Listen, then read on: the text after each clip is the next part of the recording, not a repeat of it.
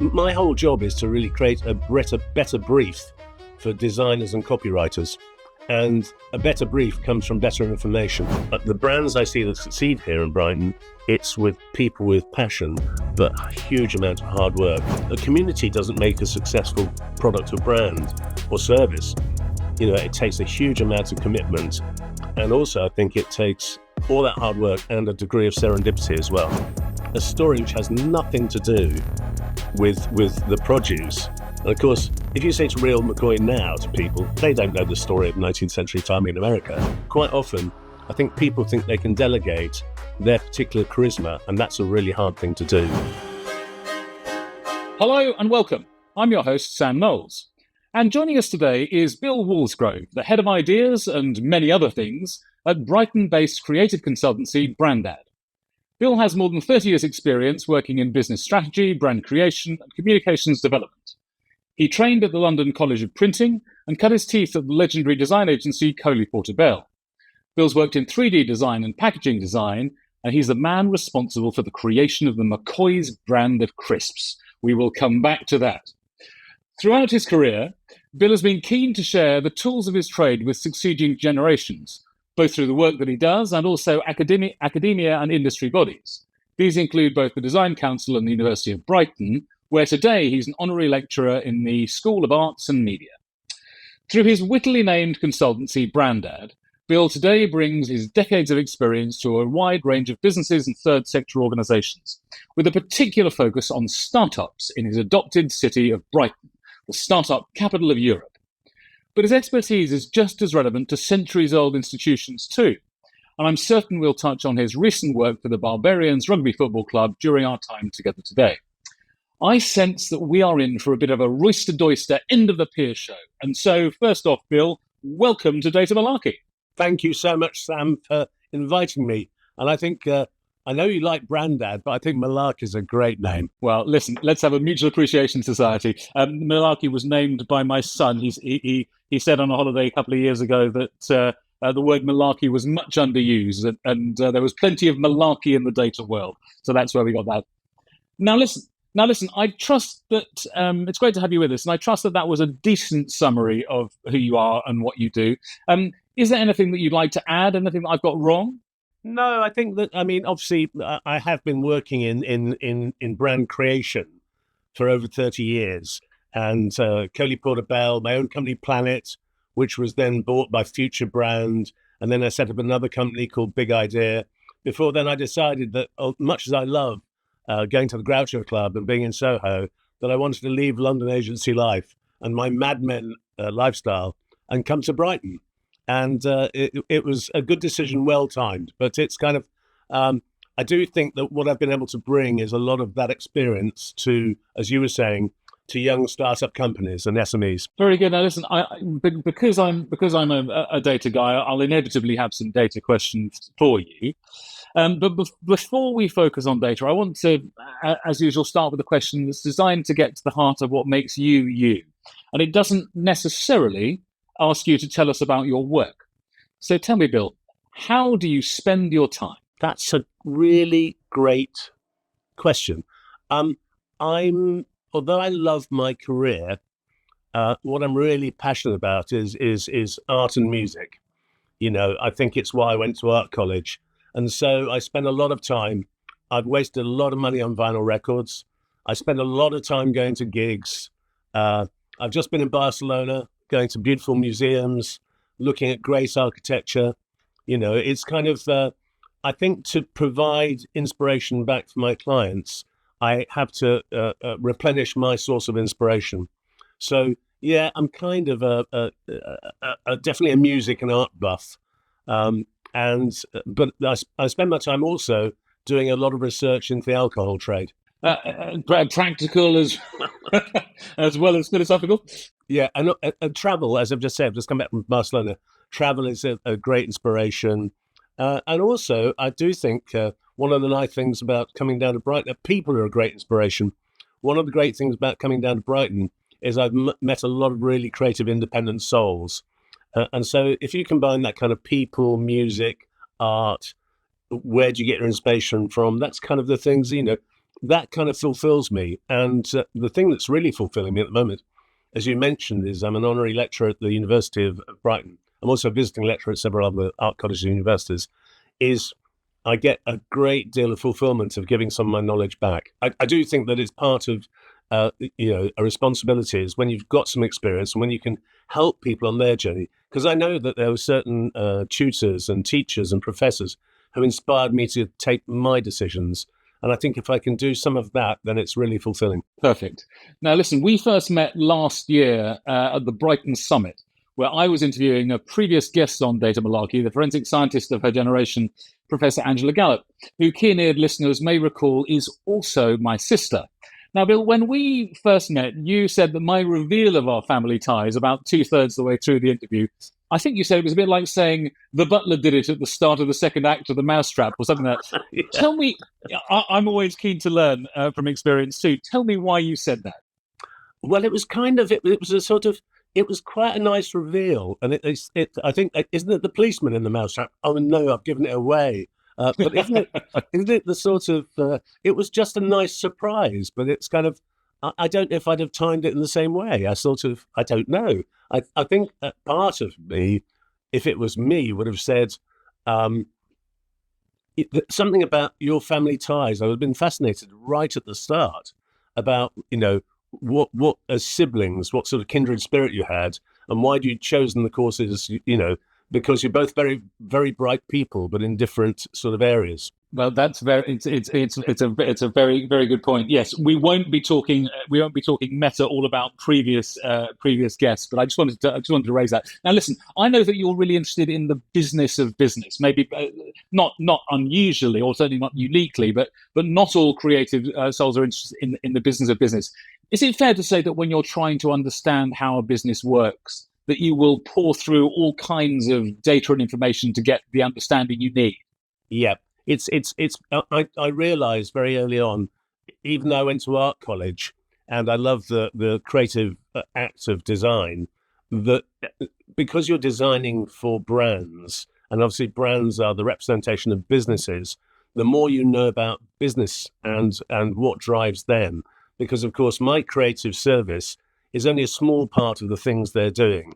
So the more I know about the things which push and pull their business, help me. My whole job is to really create a better brief for designers and copywriters. And a better brief comes from better information. So, yeah, I sort of made it my goal to become more informed about how businesses work, what drives them, what data comes to them. The most important thing, the psychology for the consumers. If you're trying to sell stuff to people, you're trying to motivate people, what are the drivers? How do you create a call for action if you don't know what motivates them? So yeah, the business, not the commerce of business so much, more the kind of psychology of business. And so when you're looking to build and shape and represent a brand verbally and visually, when you're looking to create this better brief for the creatives, and you're talking there about the psychology of consumers, how do you use information and data to understand the target audience? I mean, I'm always talking, when I'm training in data storytelling, I'm always getting people to project themselves into the mindset, the shoes of those that they seek to influence, to understand how the message lands. From your creative perspective, how do you use the information and data to understand that target audience? Well, because most of my projects start with a brand workshop, and that brand workshop starts with, before I even go into a room with the people who are going to be the attendees and the shareholders and the stakeholders, is I send out a questionnaire, quite a detailed questionnaire, asking them several almost how would you cut this slice this onion? Tell me more about your customers, tell me more about your competitors, tell me more about your connections. It's kind of the more information you can give me, the better I can almost herd the cats into a space where I can create a better brief. So I always say, what research have you got on that? Where do you get that information from? Is there any, can you give me any sources? Where can I go auditing myself? So, yeah, I think, as I say to my students in university, don't start anything without doing research. It's a ridiculous idea because, much as, there must be genius out there with a blank sheet of paper. But I do think our job, design is not drawing, design is problem solving. And so therefore, using design effectively means you have to really understand what's at the heart of the problem or what's at the heart of the opportunity, whichever way you look at it. And so you have to have that information, that data. And of course, the two really important ones for me are issues about your customer, your consumer, and issues about your competitors, because that's the cross matrix, that's the cross target I need to create a better brief. I think those are brilliant starting points. I'm always reminded when people talk about kind of customers and audiences, but particularly when people are talking about competitors, about the false steps taken by Blockbuster, given the chance to buy Netflix, by Kodak, who dismissed Instagram as just a passing fad. But I wonder if we could take a concrete example. And there may be some background that you need to bring to this. I wondered if you could talk about the work that I referred to in the introduction for the Barbarians Rugby Football Club. Talk to us about the role, the approach that you took, and also the role that data and information played in your creative process and outcomes there. That's a really good question. Well, the great thing about the Barbarians brand identity work we've done is it's never been done before. They've never had any brand guidelines because much as they're a revered rugby institution, they're actually a very weird institution in terms of, they have no clubhouse, they have no team. It's all about invitation rugby people. And so when speaking to the committee members we were working with, talking to them about their ambitions, of course, it's rooted in men's rugby. But of course, the world of rugby has changed and it's got a great women's rugby team. They've got a very good charity now, which uses rugby as a force for good around the world. So what we were trying to get in terms of, if you're talking about data gathering, is what insights can we have from not just, the committee knew all about men's rugby, but what was it about inclusivity in terms of women's rugby and what they're now doing with youth rugby? And in terms of how can the Barbarians be part of that conversation about rugby and health and sports injuries? There's all sorts of things. And of course, also then, what were the charity ambitions? So in other words, the data gathering was about a much broader, dare I can say, pitch than the traditional rugby pitch. It was much more about what rugby means in the world and how rugby can be used as a force for good. It's about teamwork and it's about play and it's about spirit and it's about the game. And of course, the Barbarians don't have to win, which is why they play a very inclusive style of rugby. And it's almost like what I love that they kept on saying in every kind of workshop we did is the Barbarians is every rugby fan's second team.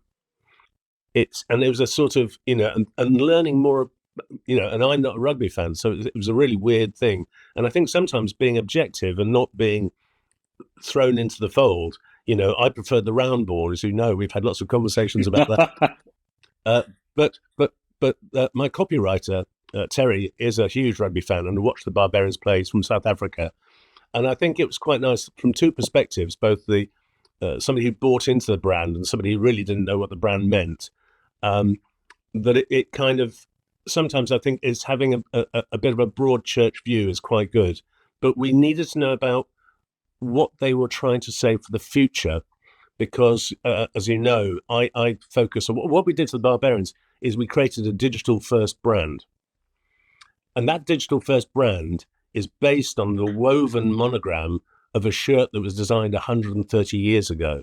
So it's quite a really interesting thing to say, how do you take something which has a sort of, is quite iconic, but how do you take it into the digital world? And that's not just the look of it, but then how social media work, what content you create, the style of that content, and how you make people realize that it's not just about looking for the, 6, 10 or 12 Barbarians games a year. It's actually the Barbarians are doing something every day of the year through the charity, through their work with schools, through their work with, trying to get more and more people to be interested in what rugby can be. So, their world had changed, but they needed to tell us how their world had changed. Your business is called Brandad. You've used the word many times. I know that if I kind of wound you up and pointed you in that direction and said and asked the question I'm about to ask, you might talk for 24 hours. And much though we like long form content, we're not going to have 24 hours. Without going into all the kind of the history and the heritage, because not everybody who listens to this podcast works in brand or visual communications, obviously.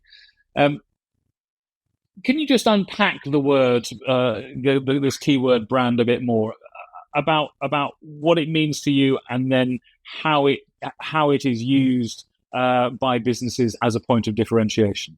Well, I mean, I lecture, of course, on the history of Brandad, of branding.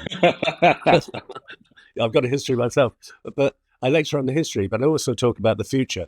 And I love the history of branding because, of course, it goes back. It's an original Norse term. Brander is about 5,000 years old, and it means to literally take a burning stick and to sign your signature on your livestock, so that you can differentiate your livestock from the other livestock on the plain. And because it was a Scandinavian word, and of course a lot of Scandinavians then became farmers in America in the 19th century, they started branding the word brand started branding their livestock, with hot irons and stuff. Because if you've got all those cows on the plain and you're trying to stampede them to Chicago, to the pens, you've got to be able to differentiate them. But also that it wasn't just about ownership, it was about provenance and about, breeding and all that kind of stuff. And of course, it coincided with obviously the growth of manufactured goods and trade. And so the kind of word brand was then taken from a cow's ass and put onto packaging at first, because instead of selling loose stock goods, people started packaging stuff and sending it around, not just America, but around the world. So that's when the early brands like the Kellogg's and the Heinz's and the Coca-Colas started realizing that if you created a strong identity so that people could see you on the shelf, you didn't need to have the guy behind the loose goods telling you about the goodness of the produce. So it was transposed from, cattle on the plain to actually putting stuff on ships so that it appeared somewhere else. But if you look back at the history of branding, that's what people have been doing in the Mediterranean for tens of thousands of years. So ceramicists have been, putting their stamps on the bottom of their pots. So if they were trading between, Athens and Rome, or coming from China, the provenance of who made the pot. And of course, hallmarks in jewelry, that's exactly what that is. So branding kind of as a term has a fascinating agricultural origin, but now it means it's the commercial signature of your business. So I love the fact that, and of course, what's happening, I'm now, with the companies I work with, I help them have digital first brands. And that's taking branding to another dimension, really, because now branding, as Jeff Bezos said, a brand is what people say about you when you're not in the room. So, in fact, it's not what you see anymore, it's about what you hear. So reputation has now become far more important than the signature, I would say. Very, very good. Very interesting. Listen, well done for squeezing a Brighton University course there into a 3-minute answer or 5-minute answer. Very good. Now, listen, I mentioned that you are you smiled, but I mentioned that you're the man that gave us McCoy's crisps. I'm wondering if you could, tell us the story about how that came about, and if you can, squeeze a little data angle out of it too. I was working at the company that created McCoy's crisps, but we created lots of brands, and it's one of the ones. I mean, one of the interesting things about it is I didn't do an original design for it, but I love where the name came from. Is that the client had a thick cut, ridged crisp, and kept on saying, "It's real. It's authentic potato. It's real, real, real." So the real was the word. We want to make people, it's not just thin, bland crisps. It's a real crunchy potato. But I'd heard this story, I don't know why, maybe being a history buff, that when farmers in, again, 19th century America were, plowing their plains and sowing their wheat, one of the threshing machines or whatever, I've forgotten quite now, was made by a company called McCoy's. So afterwards, the farmer's in the bar and they say, I've had a really bad day today. Why? The machine kept on breaking down. And people would say, well, you should have had a real McCoy. So the thing is about a story which has nothing to do with the produce. And of course, if you say it's real McCoy now to people, they don't know the story of 19th century farming in America, but they know what a bag of crisps looked like. So, it's transposed. Very good. Very, very, very good. Yes, I love that. Maybe this is having spent too long around multinational food businesses, but I love the sound of your clients saying, "No, this has got real potato," and you're kind of thinking, "Yeah," rather than reconstituted potato powder and That's kind of what I meant. Yeah. Now, listen. I mentioned that earlier that Brighton is the startup capital of Europe. It's also the startup failure capital of the world as well. And I think that was revealed in Richard Freeman's recent Brighton Paradox podcast, or certainly highlighted there. From the work that you've done with startups, particularly in your adopted home of Brighton, can you suggest how the same city can hold both accolades? Why do you think there is this? It's all about startups, and yet so many of them don't succeed. But I think that's true wherever you are. It's condensed in Brighton, but I'd say unfortunately, one or two startups really succeed, and that's not just in Brighton. It's anywhere. It just happens there's so many of them in Brighton, and I keep on saying I want to try and help you on your journey as much as I can, but in the end, it's not going to be about what I do. It's going to be about the energy you put behind what you do, and of course, the brands I see that succeed here in Brighton. It's with people with passion, but a huge amount of hard work. It's sort of people think, come to a city which is all about being smart and bright and being entrepreneurial. But the community doesn't make a successful product or brand or service. It takes a huge amount of commitment. And also, I think it takes all that hard work and a degree of serendipity as well. But of course, there's some great successes here, and there's some things which just fail. And it's kind of, you can't tell people how to do things because I'm not a business coach. I'm not a commercial coach. I'm not an accountant or anything. I try and tell people, given what you've told me, this is the best shot I can give you to actually try and create a personality for your brand. My job is trying to. I once told my son, he said, what do you really do? I said, well, I kind of dress brands and how they look and how they speak. He said, so you're like a fashion designer for businesses, are you? And I kind of went, well, yeah, that's not a bad way of, because if you think about it, when you and I walk into a room, and people take first impressions, and they'll have a look. So brands have first impressions, but then you'll really engage people if you've got something interesting to say and you've got a reason to believe. So there are several, there will be the surface look, and then there'll be, what are you really trying to say, and what are the benefits to me, and why should I engage in a conversation? So I often use human terms, particularly in my workshops, about if you don't understand that, there's, designers and advertising people and communicators can't do everything for you. You've got to do everything for yourself. Now, I've worked with several companies recently which were on the brink of failure. And I kept on saying, to the CEO, why do you think that is? And they'd go, because we keep on bringing in these new business guys who aren't very good at what they do. And I say, well, when are you successful? And they would say, well, when I was on the road. And I'd say, well, get back on the road because you are the passionate person. Quite often, I think people think they can delegate their particular charisma, and that's a really hard thing to do. So I think, people often think they can walk away from being the driving force. Apple was on the brink of failure before Steve Jobs came back and made it successful again. So I do think that there are business failures which are sometimes human error, of thinking, I can delegate, I've started up, I can delegate it. Whereas actually, the reason you started up and the passion, particularly for startup, small entrepreneurial startups, is it's the individual's passion which drives it. And that's what their customers and consumers love. So I think there are several factors. It's just, I think in Brighton, there's a lot of activity going on, which I love, which has made it a very exciting city to work in. Not just Brighton, but, Sussex generally. And it's kind of, you can only lead them to water. You don't have to drink the water yourself. I absolutely adore fashion designer for business. That's fantastic.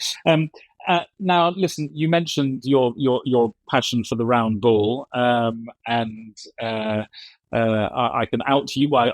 You won't worry about being outed as an Arsenal fan. You will revel being an Arsenal fan.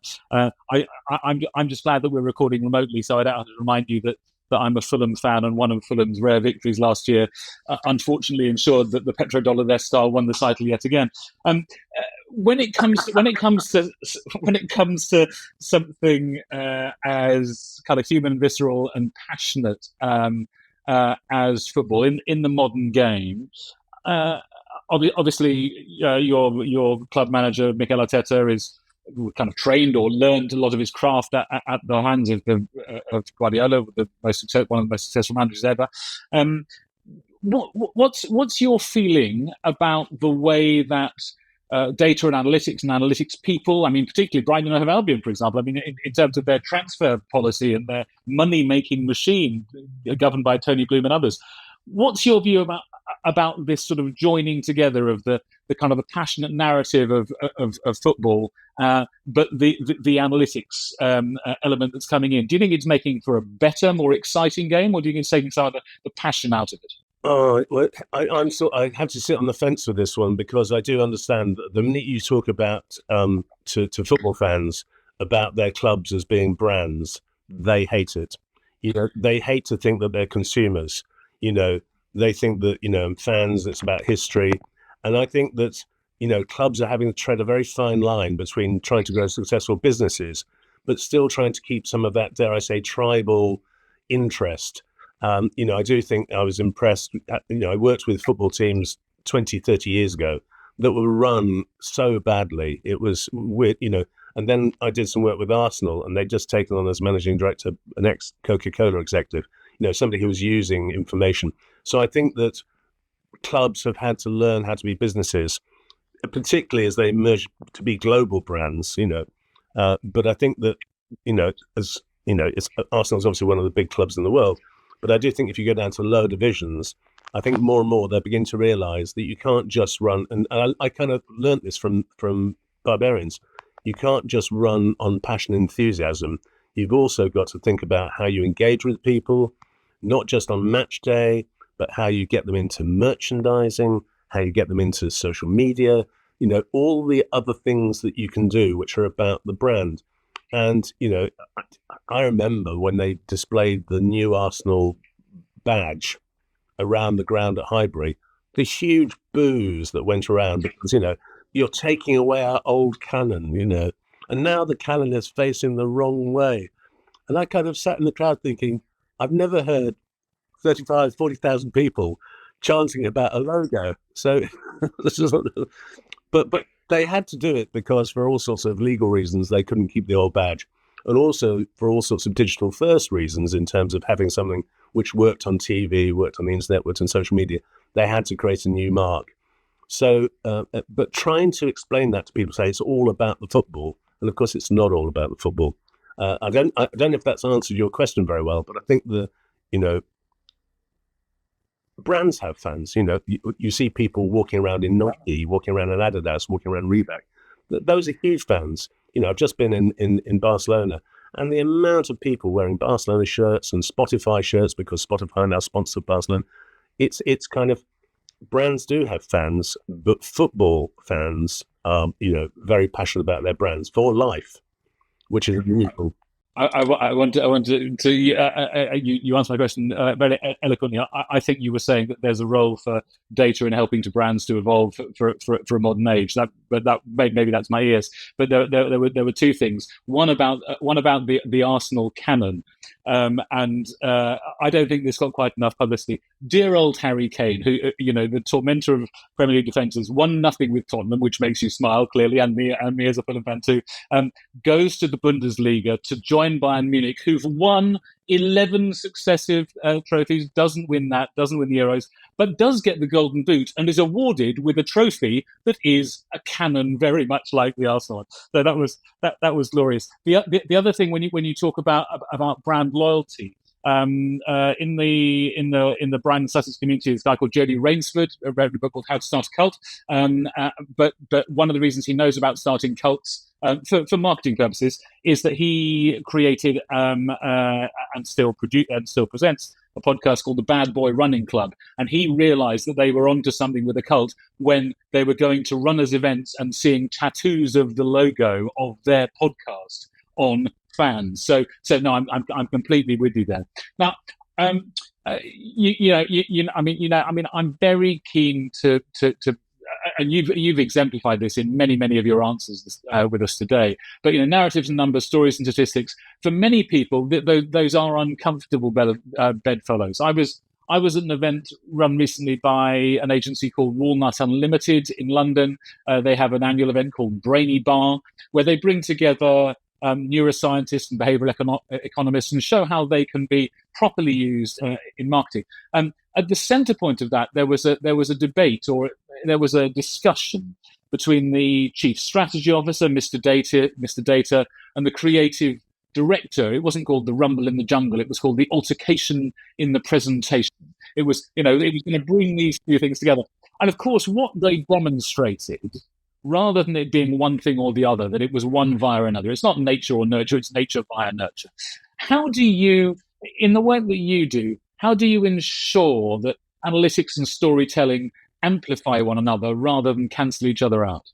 That's a really interesting question, because I think sometimes people almost get confused by too much data, and that's often a problem when, if you're not asking why you want the data and how you're going to use it, and you jumble it all together, it's just a mess. It's a bit like if you're a painter and you want to paint in green, and then you think I'll paint in red, you end up with brown. And it's a kind of, sometimes I think data clarity is really important. So don't confuse the data you're getting about how consumers behave, and don't confuse the data you're getting about how your competitors behave.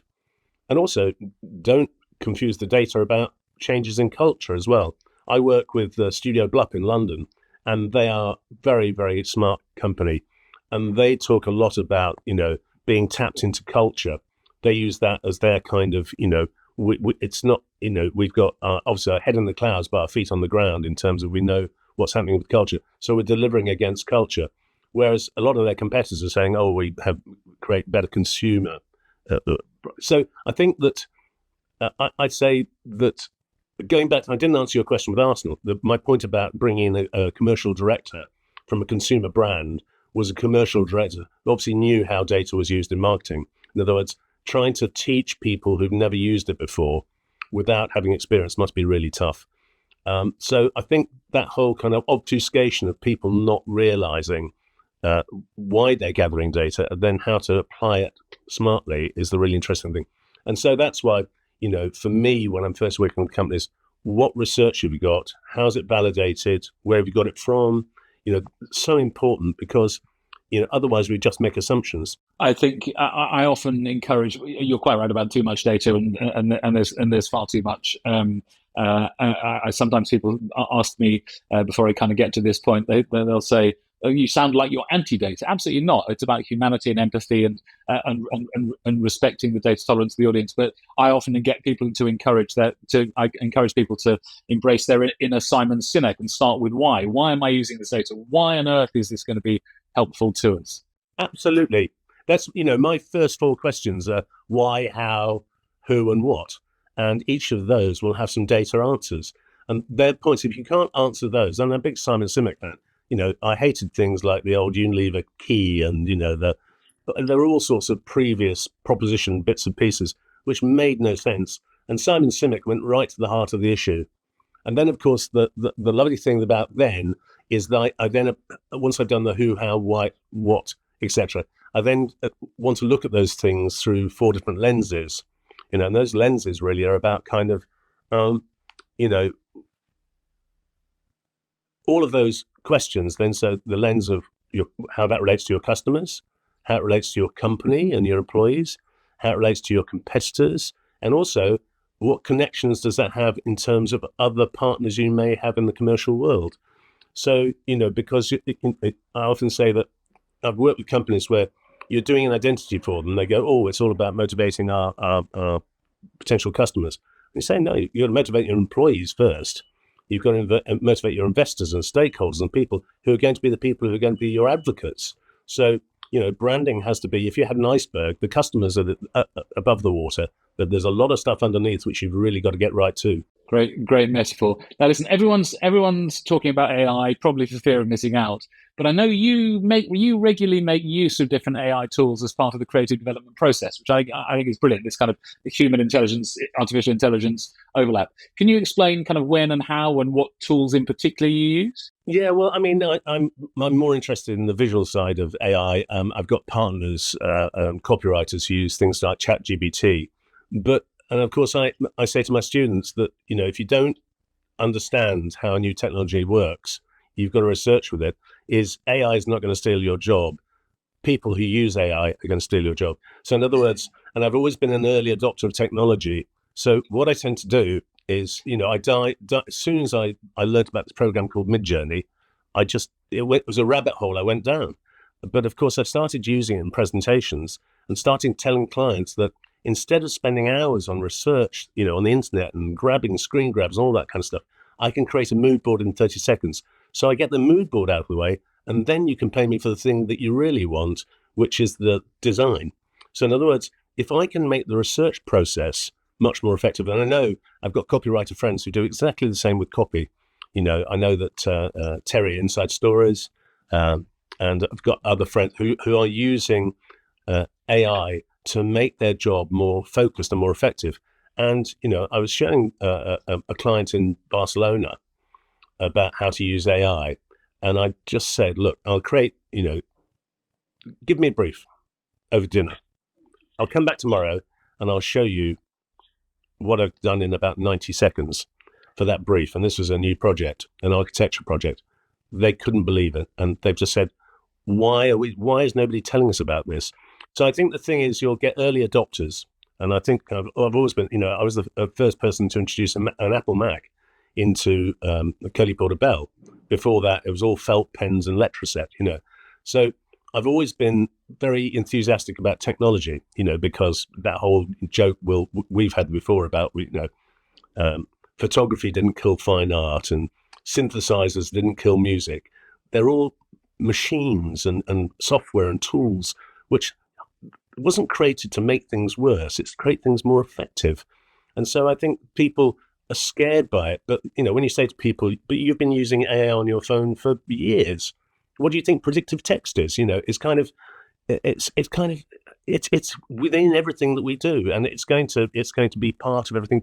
It's just like electricity or light bulbs. It ain't going to go away. I had a brilliant conversation with an accountant friend. Yes, I have a friend who are accountants, and she said, she was sort of pouring a bit of cold water on AI, and I said, when was the last time you used Excel? And then it was the end of that conversation. Yeah, indeed. And little red squiggly underlined things in Word are quite quite helpful, and they are certainly artificial intelligence. Now, listen, Bill. Of course, before we close, I have to have a Columbo question, because not just because I'm a devotee of the 70s bumbling detective. Is there any way that you work with data? That in the way that you work with data, is there any a question I haven't asked you that I should have asked you, do you think? Well, no, I mean, one of the reasons I was we've kind of warmed with each other is I think the way that you navigate through data, and there are other practitioners I've met in Brighton who I would say are navigators. I don't want raw data. It's not my thing, but for people who can see the lines to work through it. So with data, I tend to try to align myself to people who I think they know how to, sieve the gold, out of the tray. What are the pieces, the nuggets we really need? That's probably a terrible analogy, but you know what I mean? There's kind of, within that data, there's going to be stuff that's really important. A lot of it's just going to be a blank wall. And I think having people like you who know how to navigate that and how to build stories of that is the really important thing.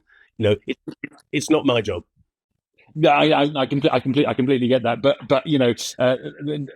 notwithstanding, you've talked a lot about how you use it, which I'm very grateful for. I describe it as being the kind of the Where's Wally or Where's Waldo thing. You see this morass of stuff, and those that can get to the insight quickly can be quite helpful for people like you to actually turn them into brands and visual identities. And finally, Bill, can you tell us where can our listeners, our viewers, where can they find out about you and what you're up to online and social media? Most of my business, I haven't had a website for years and years and years because I use LinkedIn, which is Bill Wallsgrove. But just the joke, where the word Brandad comes from? Go on.